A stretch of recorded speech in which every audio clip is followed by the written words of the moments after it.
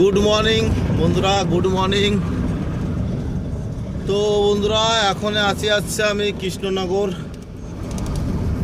সারা রাত গাড়ি চালিয়েছি, দুইজনেই চালিয়ে সবে কৃষ্ণনগর পৌঁছালাম। আর কালকে আমরা রাত্রে 8টা নাগাদ গাড়ি ছেড়েছিলাম শিলিগুড়ি থেকে গাড়ি লোড করে, ঠিক আছে। আর এখন আমরা পৌঁছালাম কৃষ্ণনগর। অনেকটা লেট হয়ে গেছে আমাদের কৃষ্ণনগর ঢুকতে। এখন এখান থেকে সবর কলকাতা বাকি, ঠিক আছে। আর দ্বিতীয়ত ফারাক্কায় প্রচুর জ্যাম ছিল কালকে রাতে, ঠিক আছে। এর জন্য আমাদের লেট হয়ে গেছে। তো আর একটা কথা যে আমি না সব সময় ইউটিউবে ভিডিও দিতে পারছি না, একটু এদিক ওদিক হয়ে যাচ্ছে, ঠিক আছে।